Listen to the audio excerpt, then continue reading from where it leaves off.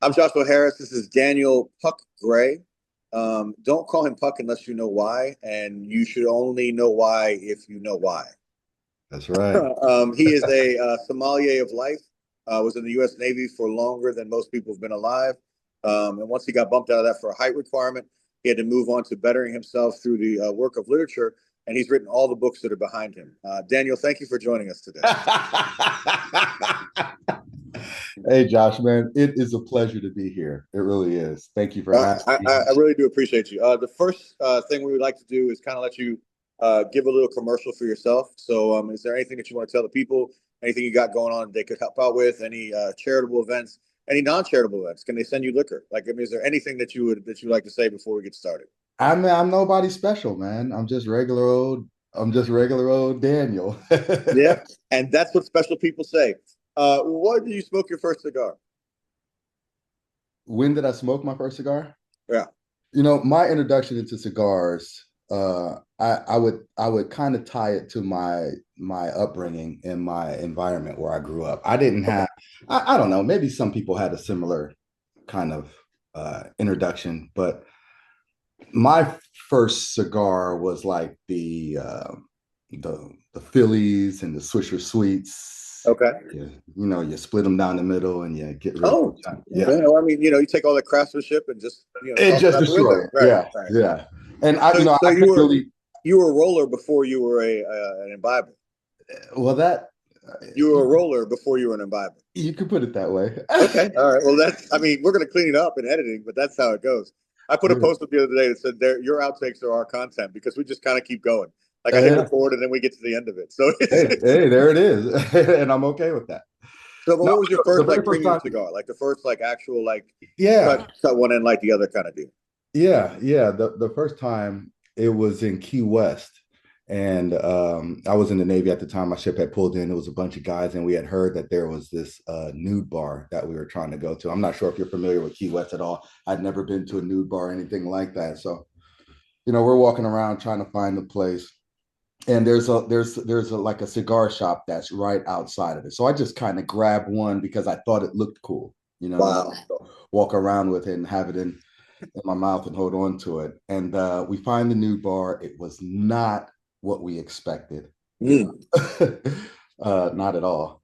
Uh, so I was like, okay, let's just smoke the cigar. They said you can't smoke it in here, but there's a place downstairs where you can smoke. It's sort of an open area that opens out to Duval Street, and it's a bar, and you can just smoke there. So I'm down there, with the cigar, and I'm puffing on it, and dragging, inhaling, Oh yeah. Yeah. coughing, throwing up, feeling lightheaded, getting ready to pass out.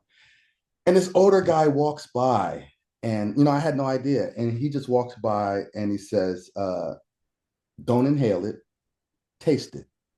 Right. And then he kept walking. And I didn't understand what he meant. I understood the don't inhale part, but the taste part is what stood out to me. And when I tried that, I tasted tobacco and hay and wood and sticks and you know, but there was something to that moment that made me think that there was more value to the cigar smoking experience. It definitely is a long tunnel. This cigar thing that we do. It's Yeah. the more that I learn about it, the less I actually know. And it was funny because I was in Atlantic City and I was sitting down at the table in the smoking section and this old guy smoking cigars. And I said, "Oh, they let you smoke cigars at the table?" And he's like, "Oh yeah." So I said, "Can I see the cigar menu?" And I look at the cigar menu and I pick out the cigar that I think is going to be great. I go ahead and have the guy cut it for me. They bring it to me and make this whole thing of lightning. And he looks at the steward, the cigar steward, and goes, "Can I have a house blend?" House blends were free at the casino where we were at. I I paid $28 for the cigar I was having, and the old man just let me do it and Oh waited yeah. until he was like, "Oh yeah, bring me one more of those house cigars, please." And I was like, "Yeah, okay." Yeah. So ask if there's a house cigar. All right, sounds like a Right. plan. Right. Speaking of bars and imbibing, what do you pair with your cigar? Like if you're having a cigar, what usually do you drink with it? In my mind, I think that whiskey and cigars go together, go hand in hand. A good bourbon and a good cigar. So because of that, my go-to is like a Woodford Reserve. Yeah, hand in hand. Uh, I do like basil, though. I do like Basil Hayden. Uh, Well, I was just talking to Izzy from Drew Estates, and she's their brand ambassador. And I had said to her that there's a Woodenville, which is a small square bottle, and they actually bottle it in Seattle. and it's an incredible depth of bourbon. It has a great sweetness to it, but also has a little bit of that kind of Jameson and kind of Woodford tang at the end of it. So Yeah.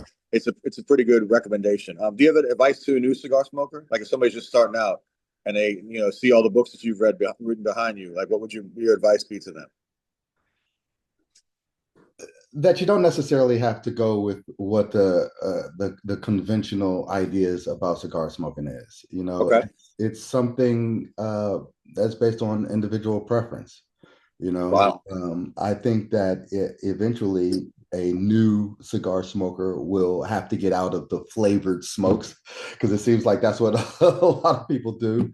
Um, but just take your time and know what you like, and don't be afraid to be open about trying new different type of cigars, new different types of leaves, Yeah. manufacturers, all kinds of things. Yeah, I think that's a great recommendation. Now we come to what's become my favorite question in the entire series of Out of 10. all the questions, this is your I, favorite. I think based on the answers that I get back from this is one of my favorites. What's the biggest unwritten cigar rule violation that you dislike? you know i i i I don't know if I have one, to be honest with you, because Oh, I'm not necessarily, because I look at it like this. I look at cigar smoking sort of like individual preferences. What do you like? What can your body take? What can blah blah blah? It's based off the individual. So like these rules, these I kind of look at them as like guidelines that can help me toward my help shape. so I'm kind of confused because I'm asking Mr. Regulation, Mr. Pinned 2 inches from the collar, his entire life to find fault in others, and you're declining. I just No, no, no. It's an answer, and it's that's why we do this is because every answer is going to be different. But that is interesting. So you just go on a kind of each his own, kind of live, love, laugh kind of I thing. mean, kind of, I mean, there is some. There's not one that sticks in your crawl. There's not one that you just see somebody ash out a cigar the wrong way or throw a $50 cigar out the window of the car. Like there's nothing that you dislike about. No, I mean, Okay, no, no, because no. look, That's hey. no, well, look, I'll use this for an example, right? So, in everything that I know about, I would say about 80% of what I know about cigars, honestly, comes from our experiences together. But some, That's a heavy burden to carry, my friend, because yeah, that's right. Yeah. But so for instance, I heard a guy say, "Hey, listen, you don't knock your ash off; you let it fall off." Right, and okay. it's like a misnomer, So I'm in a cigar lounge and I'm smoking a cigar with my wife, and I'm new to this, and I'm telling her, "Babe, we don't. This is not what we don't do that. We let the ash fall off. Okay, don't embarrass me in front of all these folks." And I'm watching her and I'm looking at her, and it just looked aesthetically, it just looked Off. ridiculous to Right, me. right. Yeah. And then so I look at myself and my ash is on my shirt. So I'm like, okay, how much do I really need to stick to this rule? You know what I Right. mean? So, and that's just an example of how I feel about, these overarching ideas about you have to do this and you have, No. I mean, here's another example. So those torpedo style cigars, I would always just do a flat cut on them that Okay. was sort of weird. I'd cut a large part off sometime, I cut a small part off other times. And then one time I came to you and I said, "Hey, can I get a straight cut on this?"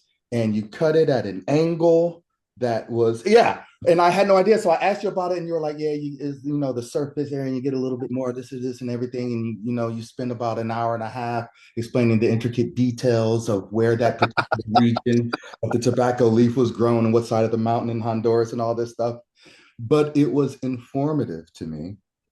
Um, it shaped the way I enjoyed the cigar afterwards. And uh, it was something, it was something else that I could add to my toolbox. You know what I mean?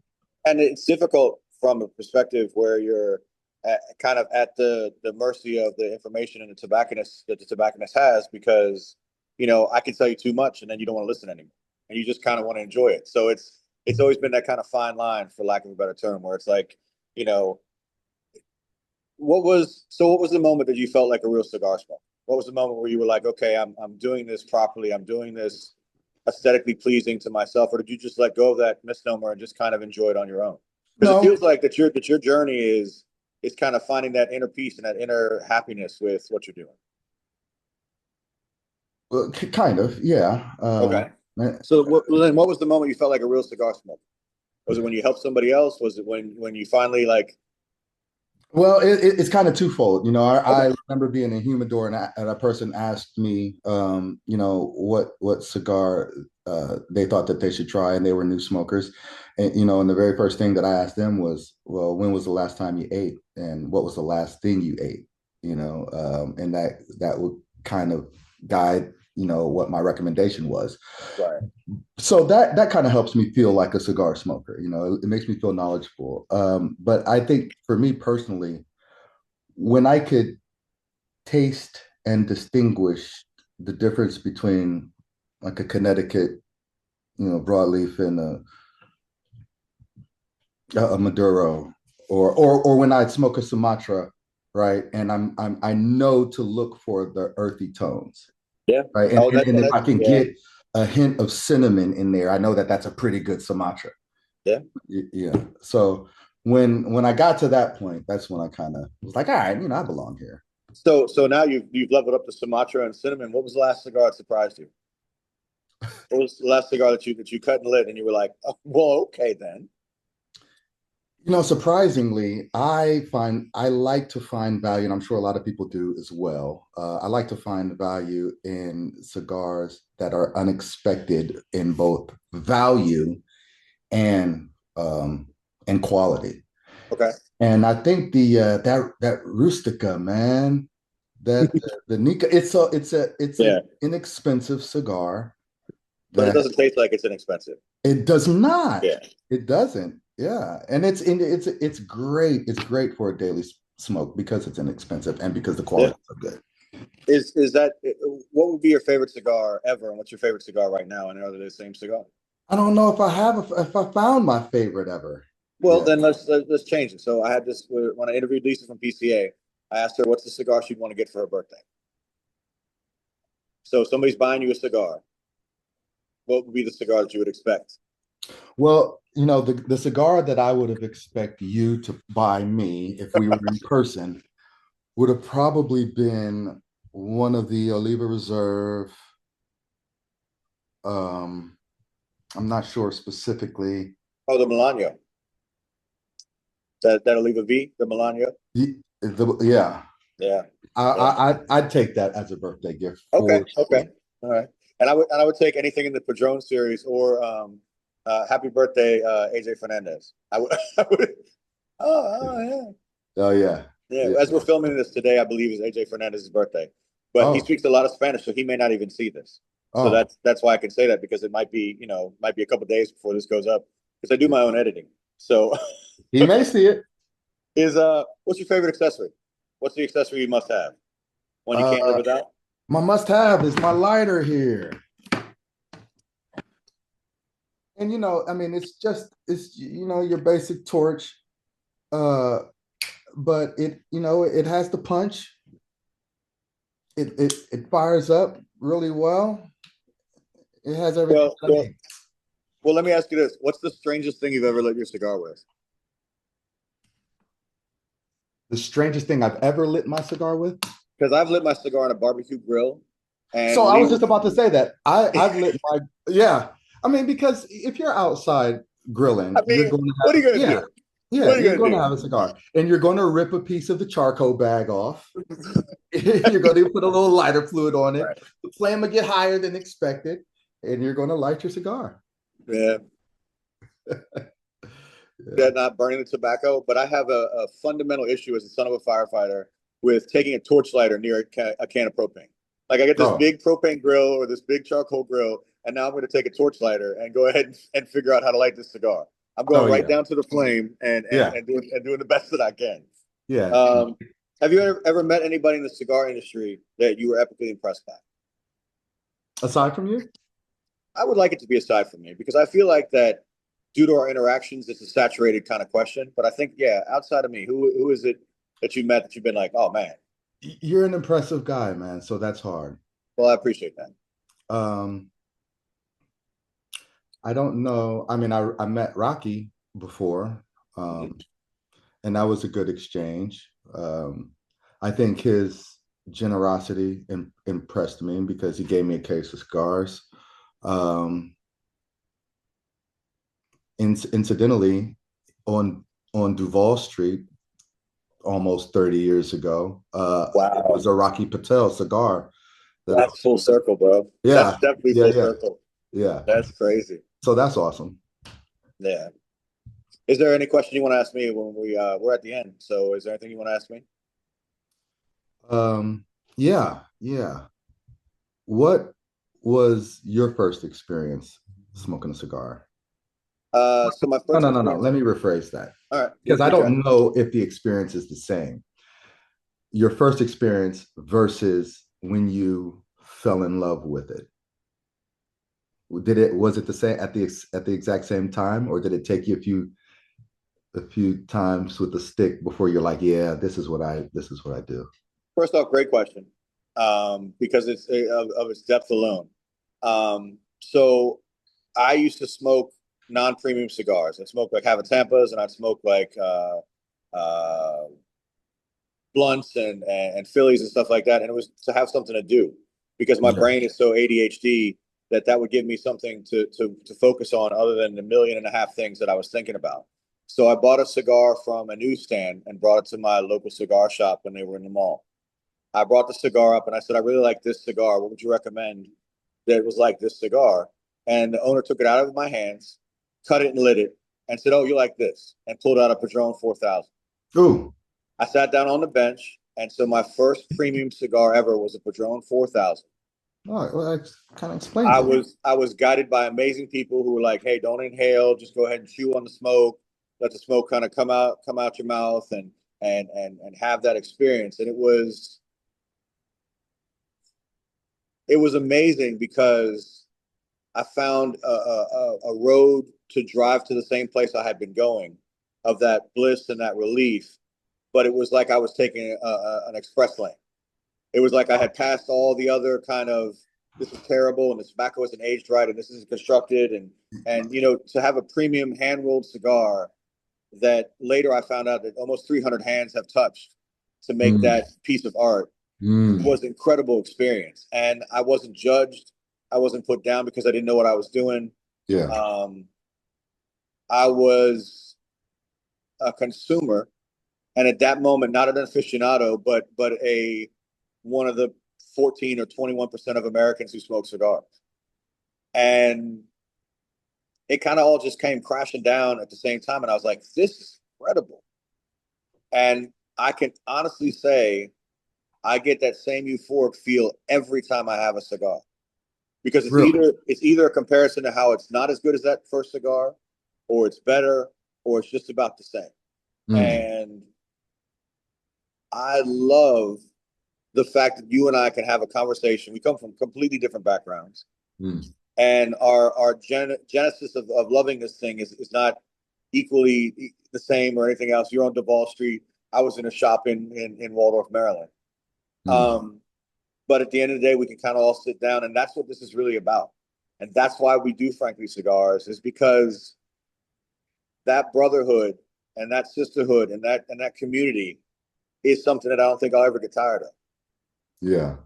Yeah. And I appreciate you for allowing me to come back to that memory because I don't visit it nearly often enough. And because it was the beginning, you think, okay, I got to keep moving forward and keep getting more things and keep going better and better. And yeah, that's when it started. That was the whole genesis of it. I'm sitting on a stool in a mall watching people walk by pissed off because the smoke is coming out, and I'm part of that. I'm an annoyance to those people, but my enjoyment was of that moment was even greater than that, and that's the genesis of how this all started. So I really appreciate that question. Oh, That's a pretty good one. Well, shit, man. Thank you for sharing that with me. Yeah, I Well, appreciate it. I appreciate you, brother. This is Joshua Harris of Frankly Cigars, and this has been Daniel. Don't call me Puck unless you know Gray. Thanks, brother. I appreciate it. Man, thank you, man. I All had a right, man. great time.